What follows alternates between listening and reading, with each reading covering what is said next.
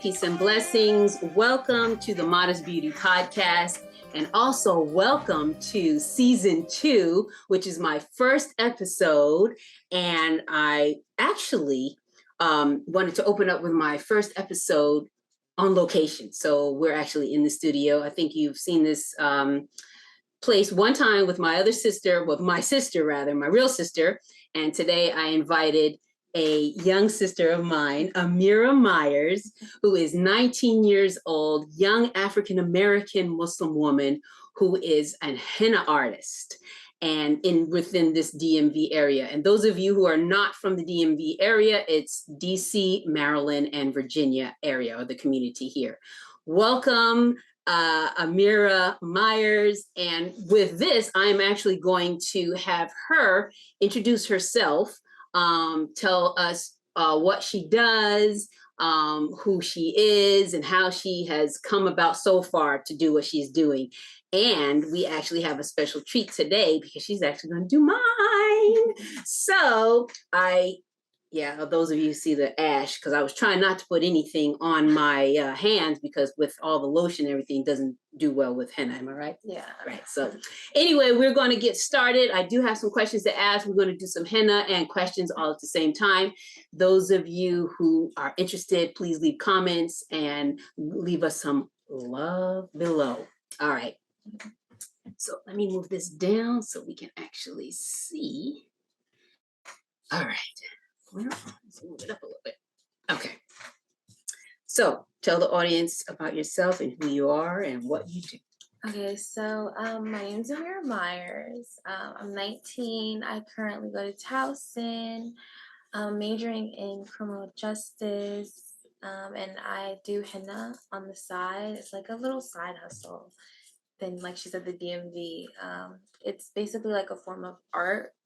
Expressive art on body or your hair, and a lot of Muslims get it as like a self-expression because we can't do tattoos, and so henna is another way to like have that expression as well. And I think you also said that it's a good way to, because I know in maybe 30 or 35 years ago they did not do this. This was not heard of until maybe the celebrities started coming up and doing stuff. It's also a way in case you don't like something, maybe they got a tattoo that you didn't like or they didn't like, or a lot of people get somebody's name on their arm or on their back or whatnot, and they're no longer with them, and now they got this big old name on, then they got to go through some more pain to get it off or to remove it or to add something else on it. So it is like a form of, it's semi-permanent. It's not permanent, right? So you can always change it, and you can always change your mind. Whatever comes to mind, you can just do it. It only lasts like up to most people like 2 weeks at the most. So once it's gone, you can just change it and get something else. And I want to be honest with you. Growing up, I did not like henna. My sister did. Yep. My sister. And you know my sister. I thought, first of all, probably because I was traumatized. I actually lived overseas, and the first time I encountered henna was in Saudi Arabia, and they put a clump in my hand, this big old clump of green stuff. And right now it's black. She'll show you. Right now it's black, but before it was like, because you said it's a henna plant, or it's a plant, a natural dye, but it was like a big old green clump. And then they told you to close your hand so that you could get it all over your hand. And then they put some here. Well, I'm showing them. Put some here. Those listeners who cannot see, I'm pointing to my palm of my hand and on top of my fingers, so that your nails could get painted as well. But anyway, so then when you opened it up and you looked at your hand, it was a big old orange spot. Yeah, and then your fingernails are orange. So I was traumatized. I probably was like 5 or 6. You wanted like a design. Yes, I'm telling you. And the very first time that I actually got henna, and I may even post it on this one, you know, Sundas, that's my niece. She says, I'm getting henna. Come on, Aunt Khalida, let's go get henna. I was like, okay, maybe. And I actually went and got henna this past Eid for the very first time that somebody sat down and did designs. And I liked it. And so at that point, I think we went to the Turkish mosque. And that's when I saw your design. I saw some, I think, pictures of your portfolio, whatever you had up there. No, I think some. No, that might have been the other henna artist. No, I think I saw the lady who you did. She was with your mom. Oh, yeah. And I don't know who she is. This is the first time I met her. And both of her hands were done. And I said, that's gorgeous. Where'd you get yours done? She pointed to Marnie. She pointed to your mom. She said, her daughter. I said, no, she didn't. She said, yes, she did. That's when I decided, okay, I need her on my podcast because I'm not following you or anything, but I think I will start following you. But I'm not following anything. Most of the people that I do have on the podcast, I guess I follow them or I've known them or something. But when I saw your work, I was so happy and so pleased. I said, and you're African American, and that's what our podcast and our, highlight us. Yeah. And so I had to have you on there. Thank you. So we're gonna start. She's gonna start doing my henna, and then every now and then I'm gonna raise it up so people can see. But I'm gonna ask her some questions while we're doing that. And should I take my ring off? Do you want something coming down his finger? So one of the questions I have on here is to ask her, does she freestyle or does she do templates? So my adventure has been getting some templates like this. If you can see, they're all dirty. And then I have my little piece of henna here, which is probably really, really old. Don't do it justice. So I'm going to leave it up to you. Okay. Do you want to freestyle? Because that was one of my questions, but we'll get to that. Yeah. So should I take it off? Okay. Yeah. There it goes. And I wore this because it's loose. Yeah. And so I don't want it to. Okay, so as you can see, see, so she's showing you. This is black henna. Okay. It's not some black henna people stay away from because a lot of companies will put like a very toxic dye in it to dye it black. But this one is one of the only ones that they use like a better natural dye, like an organic dye that makes it black. So you don't like freak out or anything because the toxic one, like I've known people to have burn. Oh, really? Like, bumps. Or I've heard people itching. Yeah, they'll itch. Some people, for some people, if you don't get henna done that often, your skin just could be sensitive to it if you itch. But like, if it's really bad, they'll get like a rash and like they'll just keep scratching. But this one's really good. Okay. It's called Dulhan. Dulhan. Yeah. All right. I normally get it from like the halal store, Capital Halal Market. Okay. There or in the DMV area, so I'm sure other people have other places they can go. They have Somali Mall too. Okay. Well, she's giving all this information. Those of you who like to do this or actually go to her, so we're gonna get to that question too. What are some of your passions and what do you like to do? I love anything that's like calming, I guess. And like self-care is one of like my favorite things. So lately I've been into like baths, like just like the most like relaxing baths. I feel like sometimes like even though our bodies can get tired, like our mental can get tired too. And I think like at times like we overlook it. So lately I've been into like just things that like soothe and calm me.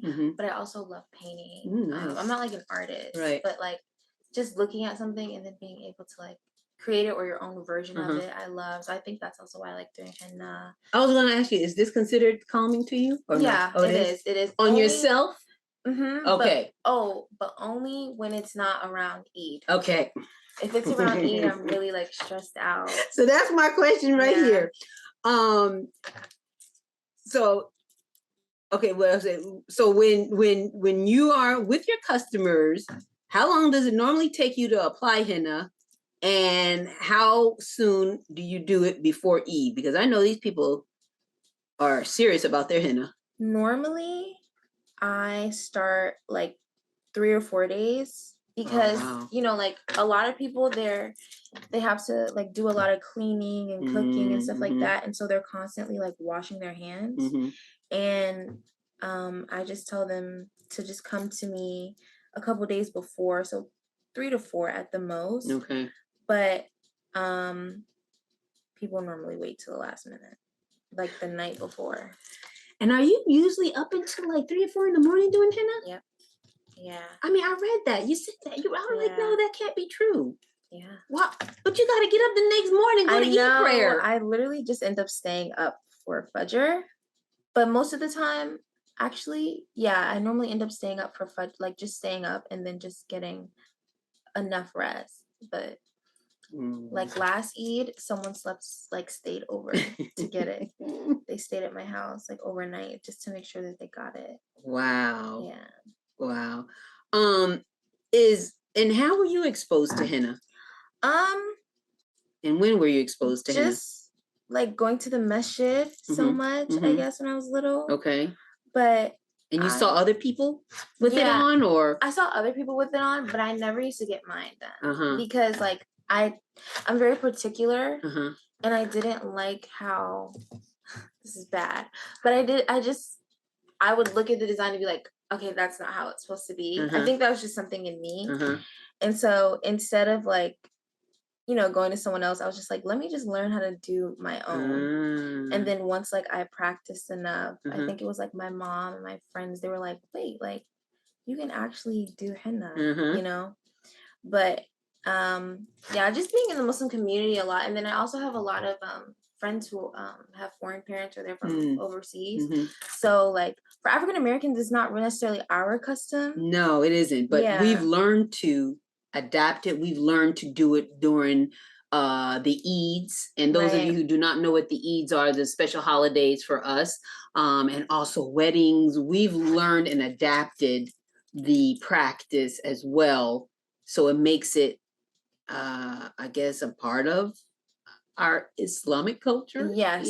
Yeah, I'll say Islamic culture, because it is a part of it is I wouldn't say it's Islamic custom, but most Muslim countries do it. Yeah. But I have a lot of like Sudanese friends, Desi friends, and things like that. So they like that's their tradition. That's like when they norm. get married, or in Sudan, it's funny. The wife, once she gets married, she has to always have on henna. What do you mean always? Like there's it's like one for of the my honeymoon? friends. No, just like it's like like their custom. Like the wife wears henna. So does that make it known to other men that she's not available? I Maybe think that's so. why. I think so. I can't really necessarily remember what my friend said, but those of you who are Sudanese, you said Sudanese, right? Those of you who are Sudanese, if you want to make a comment below, or let us know, because this is a really great information that we're finding out, because I would think that would be it. So these brothers who sees this beautiful woman and she has henna on, knows not to step to her. Yeah, and then even like in Sudan too, also the men get their henna done on their wedding day. Like they get, I think it's like their fingers. Fingers, yes. All of the fingers, or just one, or maybe? I think it's all. They don't get like designs, but it's like a ring. It's like it looks like rings, kind of. And I think they do their nubs. Oh wow. But the men, and a lot of other countries too, the men get their henna done like for their wedding. Right. Yeah, because I mean, and I do see some brothers, they put it in their hair, they put it in their beard. Just do. I know my mom growing up used to put it in her hair all the time, and she would always use the red henna, because my mom's hair was always light, but then just I guess when you get older too, if your hair starts to change, you want it to make sure it looks nice. And I remember her doing henna baths all the time, not in a bath, but henna, hair treatments all the time. And so I know men probably, not designs or anything, but they do their beards a lot. Yeah, a lot of African American brothers do their beards. My dad does that. Actually, I think a few of my brother-in-laws that do the same thing, and a few, friends as well. My husband doesn't do it. Again, I'm not a fan of it. Not in the beard like that. In the hair, that's fine. But I'm a newbie, so I'm just now starting to really enjoy the design of it and the beauty of it and getting it done. And that's why I felt like this was a great podcast to have today, because she's actually doing my henna while we are having this conversation. Do you think that this will be a long time business for you, or a side hustle? I feel like it just be a side hustle because of like where I want to go with my career. I don't see myself actually, I don't want to say being able to have time, but setting aside that time as much. I enjoy it being a side hustle, but it is very like conflicting with even just my everyday schedule, because even though it's like you know, people set appointments and they're Yeah, that's technically what I was on your thinking. time. Yeah. I still try to be the most accommodating to other people's time. Okay, okay. And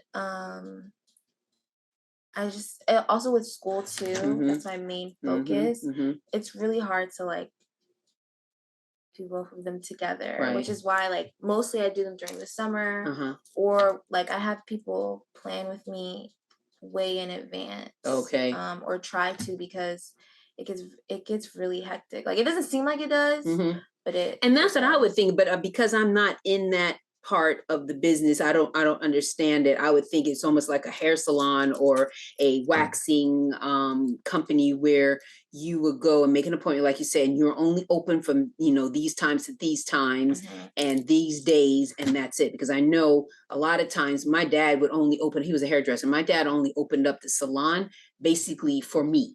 And that was only to do my hair, and that was it. He would never do anybody else's hair on Sunday. If it was maybe a celebrity or maybe somebody, you know, just passing through town and they wanted their hair done, then he'll bend the rules like you would, you know, just bend the rules a little bit. But I feel sometimes that we do have control over our time, but when it's a case like this, I guess it would be something where you don't really know. Well, you do know when the holidays are, but I was gonna say you don't really know when somebody's getting married, or you don't really, you know, maybe somebody just on the whim wants some henna. But yeah, I mean, a side hustle would be great. Are you living on campus? Yes. So when you need money, are you pulling out your henna? I am. This is gorgeous so far. You should see what I have there already. Yeah. Oh, this is gorgeous. Last year I was like about to start, and then COVID broke out on campus. Okay. So like they sent us home, and I was just worried about how everything was going to be once we came back. So I just was like, I'll wait till next year and see. But now with this new, all this new stuff, I'm like, I don't know, because for me, I feel most comfortable doing it in like my space, where it's like, you know, and then I let everyone like let loose or whatever, especially girls wear hijab. Right, yeah. For them, it's like more like they can, you know, take everything off and be comfortable. Relax. Okay. So. And is it like a party? Or sometimes if it's your friends. If it's my friends and it's like a lot of us, then it's a party. It turns into like literally we just sit there chatting all day. But I just try to make it as comfortable as can be. So I don't know how I feel about doing it like somewhere on campus. And I live in an apartment, like an off campus apartment. Right. So I would have to, you know, just make sure my roommates are okay with it, because I do have other people to think of and stuff like that. Right. That makes sense. I didn't think about that. Well, I mean, I know some people, because I know a few of my son's friends, they cut hair. That's their side thing. They do it in their dorms as well. And I'm thinking, how many other people are doing henna on campuses because that's what we were talked about earlier, where 35 years ago, it was not a trend. But when the celebrities started doing it, then everybody else started doing it. And now if somebody's on campus like that, because people are getting it and it's more of a trend now, you know, they'll have access to you. And that is a way to make some money. I know a lot of college students want money and they need some funds just in case they want to go hang out with their friends, or, you know, maybe that weekend, those who don't live too close want to go home, visit, you know, for the holidays or something. Right. But yeah, it is something to think about. And just try to, if you want to do it, make sure you are doing it on your time. You know what I mean? Like, not their time. Yeah. You know, you have to be firm about it. That's my issue. Like, I don't know how to say no. Yeah. So it's like, I'm just like, stuck sometimes because Yeah. it's like, I know I shouldn't be, but it's like I'll feel so bad. Yeah. So that's something that I have to like work on. Yeah, because I'm telling you, people would start taking advantage, and then they'll think you are available anytime and every time. I mean, even friends. Now, you have your one really or two really, really close friends that you guys hang, but then they should also respect your time as well. Right. So they're not going to just infringe on it like that whenever they can or whenever they want to. They also have to have boundaries as well. But with other people, your first no is going to be fine. They'll start to respect it, and they'll respect your gift, and also respect your ability to give them what they need, but at a certain time. Yeah. How long does it normally take you to apply henna? When my cone's acting right. Oh, it's not right. It's not just acting right, but it's gorgeous. I'm telling you, it's beautiful. It is beautiful. It literally could take up most like 15. Oh, for really? Well, okay. When I'm doing like freestyle, it takes 10 to 15 minutes. But if I'm doing like, if someone shows me something, then it takes a little longer because I constantly have to like look back at it. And whenever someone shows me like someone else's work, I never try to copy it exactly and the same. that's my question. You can actually do other people's work like that. And I'm thinking they're showing you what you've done, and it's in your book or your design book. Wow. So that comes to my next one. I'm going to ask this other question first. The one question says, do you freestyle? And she just answered that. And how do you choose a design? So I guess it comes up. She's going to let us know how she chooses a design, and do you use a template? So which we asked that already. Yeah, I mean, that's amazing. And are you an artist? Not a little. You have some kind of drawing background, or I can't draw. She can't. Like I can do. She can't draw. Look, lady. Oh, our viewers can see this, but our listeners can't. But you know what? She says she can't draw. Okay. And how is she getting other people's work and being able to do that? Explain that one. Like I can't. Like I can do floral stuff. Okay. But like, if you ask me to like draw a house or a person, I literally can't. I'm gonna tell you no. Okay. Yeah, that's when people really want those type of tattoos with faces on it and this, that, and the other. I did henna at a baby shower, and the kids, they want henna too. And one of the little girls, she's like, I need a ball with a flame on it. Oh, and I was like, I'm so sorry, I can't do that. And she was so sad. And I was like, let me give you a butterfly. And she's like, okay. And then she's like, you can do a butterfly, you can do a ball with the flame. I was like, no, I'm sorry. You're underestimating yourself. I think you are. You think so? Yeah. Because you know what you could do? You could take a sketch pad, draw the ball, and then just have some flames shooting out of it, and use that as your go-to. Like when you're looking at other people's stuff and you said you always have to go back and look, maybe you can do it like that.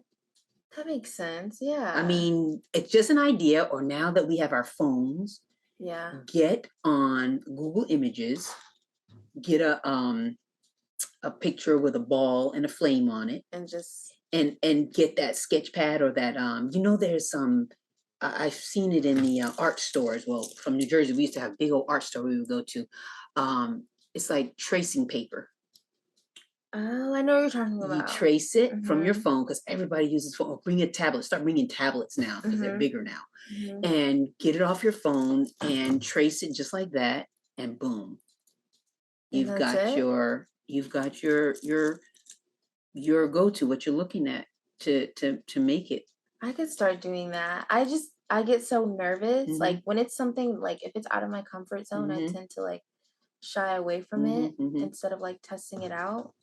So that's something I have to work on. I'm going to read something that she said to me, that I'm a grown person, and I'm not that she isn't, but she wrote that she will never grow, or anybody will never grow as an artist if she's in her comfortable where she is. Okay, if she's comfortable where she is. Being comfortable is beautiful. It's a beautiful thing, but nothing will come from it. And that if I want to grow, I must be willing to be uncomfortable. I read that, And I was listening today to a couple of other podcasts, and a couple of other people said the same exact thing about not being comfortable. When you're not being comfortable, you are growing. I've actually heard my husband say the same thing to my kids, my sons, with their basketball. And it goes to everybody. This same saying can go to everybody. If you're comfortable, that's great and all, but you're not growing. You're not moving. You're not elevating. You're not getting to the next level. But when you are uncomfortable, that means you're growing. So, Amirah, with having said that, you wrote it. Mm-hmm. You're going to have to get out of your comfort zone. Yep. And that's why I feel that you are underestimating your ability to produce these beautiful masterpieces, as I call them, because they're gorgeous. And just because you don't have that artistic background doesn't mean you can't go forward and do something. Not that you have to, it's just an option for you to do that and just grow and move to the next level, and heck, more money. Because this is a side hustle. You still have 4 years to go to school, 3 years more to go to school. And to me, if you don't have to get in a car until you get to your maybe senior year or junior year, when you start going and doing your major, getting maybe an internship with your major, between now and then, this is something you can do and make more money. I'm telling you, this is a money-making business right here. Yes. It's a money-making business, and so many people, as we can see, want it. This is, it's very, a lot of, even like non-Muslims, they like it a lot. I also feel like non-Muslims, and this may be bad to say, but I feel like non-Muslims appreciate it more. I think that's just because we're so used to it, and it's kind of more like accessible to us. But they tend to, non-Muslims, they tend to like have a like, they just appreciate it more. I don't know. They appreciate it more. I think they look at it as like not something they can have almost. So it's like a, guess what, I got some henna and it's new to them. It's something cultural, I think, that they feel that they were privileged to get. And I think that's why that's true. I think that's why they appreciate it a little more. Because it is. Well, I mean, we take advantage of so many people do henna. I mean, how many times I've seen it go the day before or 2 days before Eid, and there's a bazaar going on. There is some kind of, expo or something, and you got 4 or 5 people sitting there doing henna. Yeah. Strategically placed around the bazaar or the conference, wherever they are. They have people doing henna all the time. Yeah. But you don't see this too often at a, I don't know, what do you call those things on Saturday? Farmers markets or any of those. You don't really see that unless somebody decided that's what they're going to do. And then they'll be out there making money. And then they have loads of, you know what I've also seen on boardwalks? Boardwalks, yes, boardwalks, and like all the ocean cities, they have those shops that have little henna signs. And then people have like their little stands. Yeah. Do I need to move around? Oh, no, you're fine. Yeah. So with that question, since you don't have a design background and you're not an artist, how did all of this come about? What goes through your mind like today? I mean, this is freestyling. What did you say? You looked at my hand? Did you look at my body? Did you look at who I am? Did you just think in your head, this is what I'm going to do? How do you? It was just a feeling. Oh, feeling. I feel like, I don't know. From like when I freestyle, it's with things that are very Yeah, go ahead, use it. That's fine. And they come kind of natural to me. But it's kind of also like, I just have to like feel it. Like, that's why I prefer freestyles over looking at someone else's design, because at times it's like I'm not feeling it. Yeah. And if I'm not feeling it, I feel like the art doesn't show itself on, like, through the design. And that's what makes you an artist. But I'm also really lately, this is like my newest type of freestyle style. Mm-hmm. And it's been like these big, it's kind of like Sudanese henna with a little Mm-hmm. bit of these leaves and these vines are kind of like Somali. Mm-hmm. So it's a mixture. It's And a that's what's nice mixture. about being African American, because we can take everybody else's culture and mesh it all in. Mm-hmm. Whereas the Sudanese, they can only, well, not they can, they tend to only use the Sudanese style henna, or the Indian or Pakistani use only their type of style Right. henna. And Yeah. because I feel that's what's nice about being African American. We can do it all, everything, Yeah. and not feel bad about it At all. I'll wear a shalwar kameez in a minute. I've worn I think they're called dara. Dara. Dara. Okay, I said it wrong, but it's dara, right? Yeah. I've worn that. I love. They're so right. pretty. Right. I'm not Somali. I've worn Mandarin, Chinese outfit. I've worn everything. Really? I've worn a sarong, a sari. I've worn it all, and feel that I look beautiful in it. Yes, I love wearing different cultures clothing, and it's cultural. I feel like when it comes from us, it's cultural appreciation. You know, it's not appropriation. Right. Exactly. Yeah. Exactly. And I love that. Exactly. You were that's what I was going to ask you about mistakes. So if you ever have a mistake, we as the client do not know it's a mistake. Do you know it's a mistake, and how do you go about making sure that it's not a mistake or look like a mistake? I know it's a mistake. I can spot it so easy. Do you have a mistake on here? No. Okay. I was gonna say okay, because I don't see, No. even if it was a mistake, I don't see any. No. The hardest thing though is not letting the client know. That's for me, because it's like I get so worked up and like that they'll be like, what? And I'll be like, and they'll be like, no. I'm like, so yes. if you get rid of that stuff, then they won't know at all. I'll always like kind of freak out, or like I'll just be like, and they'll be like, are you okay? And then like, I have to tell them.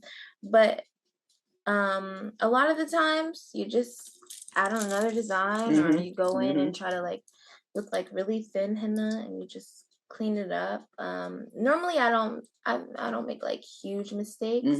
I think that's just because I practiced for so long. Like I didn't start actually doing other people's henna till I want to say high school. But I practiced all through middle school. So is that how you got into it? Like, that's what I'm saying. Besides you saying that you saw somebody else's henna and you're like, well, shoot, I don't want it like that. How did you really get into it? And then the next part of that question is, how did you turn this pastime or fun time activity into a business? What did I do? Oh, I used to practice on myself. Okay. But I would practice on my leg. Okay. Yeah, because it's like, easier. Yeah, and it's bigger space. Yes. And then obviously no one can see it. So that was really like in case you messed up, right?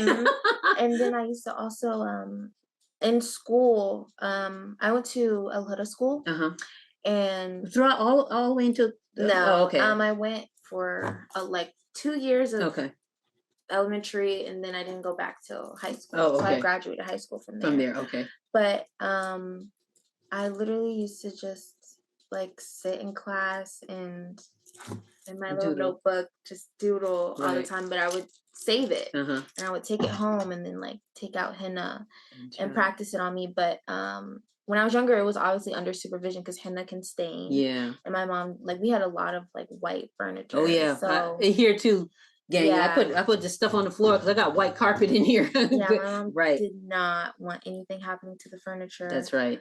But it was really just practice, like just practice. And like I used to watch YouTube videos of seeing like techniques and stuff, because there are like small little things, like some people don't notice them, but even like there's certain ways that help you do it quicker, and it comes with balance instead of like actually like drawing it out. Yeah. And it makes it look more natural.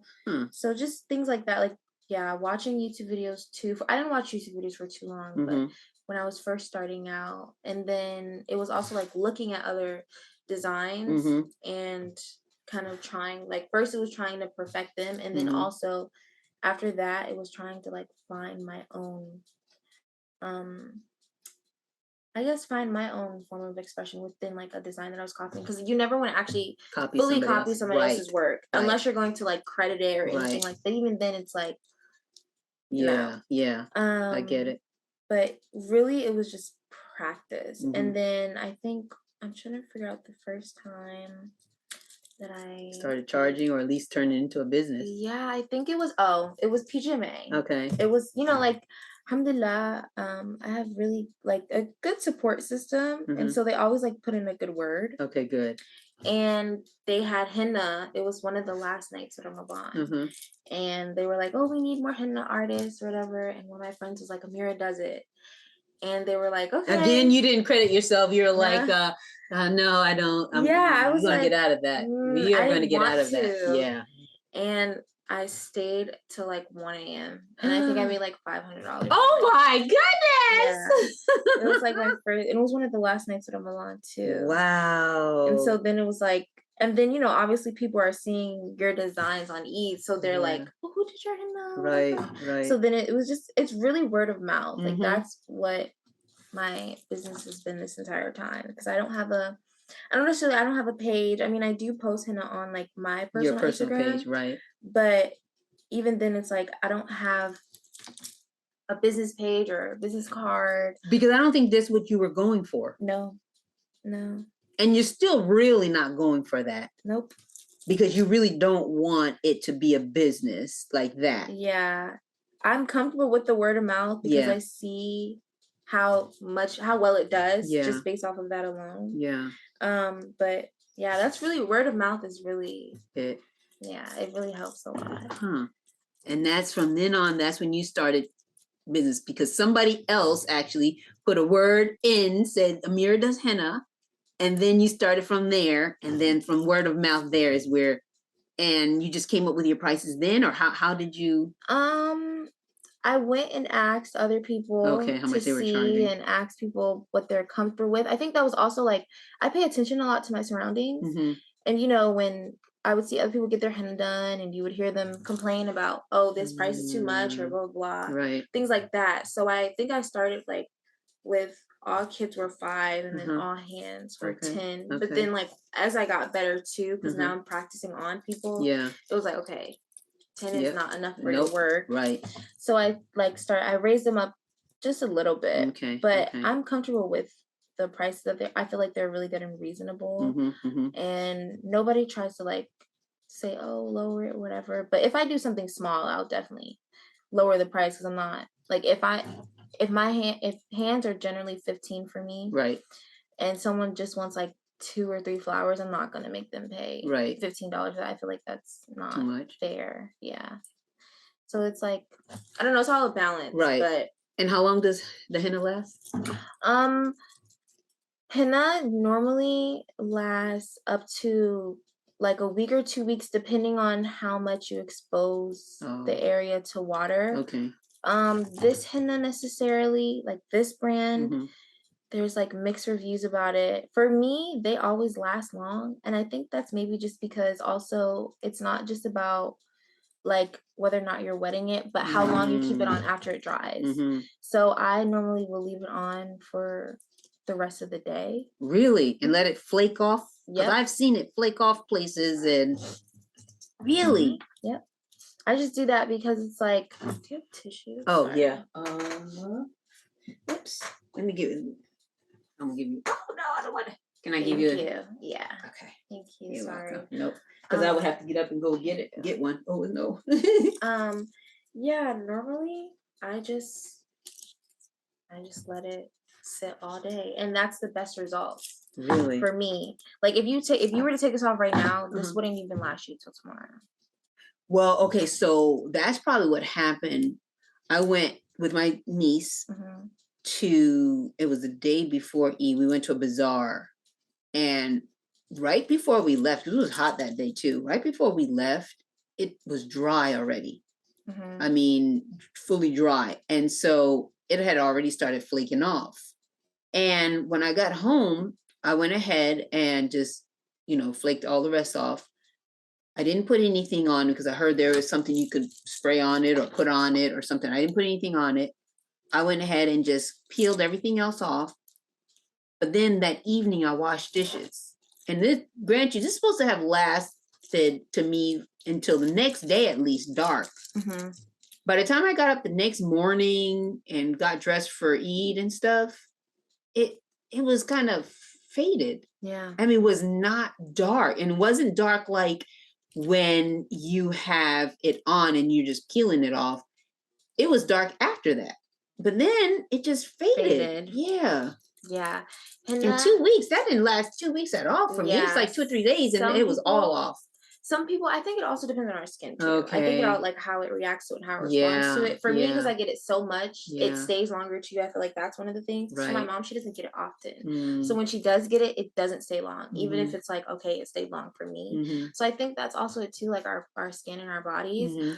But like the natural brown henna, people seal it with lemon and sugar water. It's very interesting. Okay. But it seals it and it stains so much longer and it stains so much prettier. Some, again, like Sudan, they do, it's called, somebody please correct me on this, but I think it's called sirba or sirab, or it's something like that. But it's basically a dye that they add in the henna. Okay. And it's like it's not a permanent dye, but it's like a dye. Okay. And it mixes, the henna will stay like for a month. Oh, wow. Yeah. And it's so, I just recently found this out. And that's probably for people, especially for weddings and stuff, right? Yeah. And my friend, she took me to Virginia. They have like a lot of Sudanese there, and they requested Sudanese henna because they saw the henna I did, and they like added the dye for me because I never did it, so that way it could stay so much longer. Oh, nice. But they do stuff like that. There are little things that you can do too, like if you wanna, like if you were to, like let's say you need to take a shower right now, you just wrap it in. Oh, really? Like saran wrap or something? Yeah. And it should be fine. But it won't it won't smear? Oh, I mean once it's dry. Oh, okay. But don't like peel it off. Oh, okay. I see what you're saying. Yeah. Okay, so that makes sense. Yeah. Okay, well maybe I could do that and so it could stay longer. And I think another thing that I did not like, because of our skin, well, my skin color and a lot of other people who have darker skin, the red didn't look nice. And sometimes I saw red that looked more orange, and I didn't like the way the orange looked. But then I see people with darker skin that have the dark red. Like I would love dark red, especially on the nails, or maybe if there was a flower you did and you put red in right to make it look like like a real tattoo kind of, but with color in it. But I never liked that where it looked orange. Orange, yeah. I think that's more the natural brown one. Okay. And unfortunately, it just doesn't. No. It doesn't. But it looks good on other people. Yeah, but like I feel like darker complexions, it doesn't. No. I use a red too. It's from the same brand. It's really pretty, and a lot of people ask me to mix it in. Oh, right. With the black. And how does that look? It's so pretty. Oh yeah. It's so pretty. Like. Well, we're gonna see, gang, because our listeners and viewers, well, our viewers definitely. We'll see it. We're going to insert, once it goes to editing, we're going to insert some of her artwork and her work that she has done. And sorry. Nope, no worries. I'm sorry. Turn this way? Yeah, just for your fingers. I'm just, no problem. So yeah, we will show that. It'll be beautiful. So if you don't have a work page or a business page or a henna page, how would our viewers and listeners follow you or contact you in case they want henna? Normally people I give them my number. Okay, so it's word of mouth. She's not doing other than that. Word of mouth, no business page. No, okay. I give them my number. That's perfectly fine. And what piece of advice would you give a person interested in henna design as a business or as a high side income? Another part of the question would be anything you wish you did differently or wish someone told you before getting into it fully? I think the piece of advice that I would probably give is, other than saying no. Oh, yes. I think not everyone's going to like your work. Okay. So like be okay with the fact that not everyone's gonna like it. You know, even if you like something or you like what you did, the other person may not, and that's okay. Because like sometimes if like we make a mistake or if we mess up too much, we tend to like just shut ourselves down. Like, oh, like that's how I was getting there for a minute. Yeah. But then I was like, no, like don't do that. And I think that me not doing it is what made me better too. But yeah, I feel like just not everyone's gonna always like it, and that's okay. Right. Yeah, and then saying no. Saying no. That's a good one. Yeah. Because I think sometimes we're not confident enough. And once we become confident, then no is a lot easier. But when you're not confident or you don't have anybody in your corner telling you, just say no, or I'm sorry. And I tell my kids this a lot too. I'm like, shoot, if you're not comfortable with saying it, use me as the example. Like, say, I'm sorry, my mom doesn't want me to do that. That's what my mom I'm does. sorry, my mom really doesn't want me to do so and so or whatever, or I can't, because I feel like sometimes until you develop that confidence, you will have to use someone else. And, I give my kids permission to do that because I don't want them to feel awkward or be in a difficult situation where they can't get out of. Yeah, my mom is the same way. She'll just be like, just say something like about me or whatever. But I don't like to fib. Oh, right. Oh, that's good. But I feel like now I'm getting better with being like, no, okay, no, or it's not gonna work like this. Right. But normally, or if my mom, because like if people are over the house, my mom is there, so she'll just step in and be like, oh no. If it's an adult, normally I don't have issues with younger people. It's normally like older sisters who,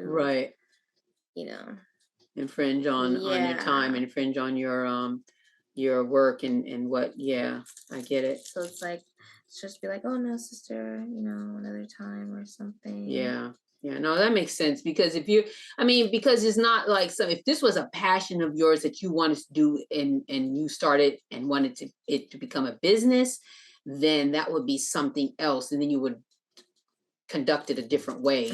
But before we go, I do want to talk, you mentioned something about criminal justice. Is that what you're studying now in college? So at Towson, they don't have criminology. Okay. They have forensic science and criminal justice. Okay. So I'm majoring in criminal justice and minoring in forensic science. Wow. Because it's kind of like criminology, but separated.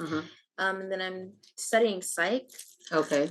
But I want to be a behavioral analyzer. And this is the first time I'm ever hearing that, behavioral analyzer. It's for like criminal investigations. Okay. So I guess necessarily it can be, before you catch someone or even after trying to get answers or reasoning as to why. But I've always been interested in stuff like that. So inshallah, I plan on like transferring out of Towson so I can actually major in criminal justice. Okay. But for now, that's just what you want to do. Yeah. And so my viewers and listeners, she's definitely going to circle back to being fashionable and trendy and dressing Islamically. I'm assuming when she gets out, she's still going to dress the same and she's still going to look beautiful when she goes in to do her work and be on her job. And so I'm assuming you used to watch Criminal Minds? I love and what was the other one with forensics? Law and Order. Law and Order, and then there's the other one with Horatio. Yes. I'm obsessed. CSI, yeah, I used to watch CSI all the time. Documentaries, yeah, any documentary, true crime, anything that has to do with crime, I'm watching it. Wow, yeah. You're into that, huh? It's like it's very interesting. It's just like. I think part of it is like, understanding the mind. Yeah. But also just like the facts of the case and forensics. I'm really interested in forensics. Right. I love forensics. Right. I'm not necessarily, I don't really like science, but forensics, like chemistry, because that's really what it is. It's chemistry. I love it. Nice. And then also just, I'm into law, so I am into the justice system, things of that nature. And I feel like as an African American, especially with everything that's going on Mm-hmm. in the United States. Mm-hmm. My opinion is that it's better for us to be in than out when Yeah. it comes to working, Mm-hmm. with the government and Mm-hmm. things like that. Mm-hmm. I just see it as more beneficial. Opportunities and beneficial. That's right. I think so. So I enjoy it, honestly. And with that, listeners and viewers, that's why I have the Modest Beauty podcast for sisters and brothers who are in this area of being fashionable, being modest, being Muslim, and still getting what they need to get done. And she looks beautiful with what she has and what she's doing. And with that, I want to thank my listeners, thank my viewers for joining us. I want to thank Amirah Myers for joining us today and coming on. And I am going to show my henna before I close out. But as I always say, be fashionable, be trendy, and be modest. Thank you very much. Let me show real quick. Look! This is gorgeous. Oh my God, it wrapped around the arm. Uh-oh. It's okay. Uh-oh. Yeah. Oh, this is gorgeous. Yeah. All right. Take care.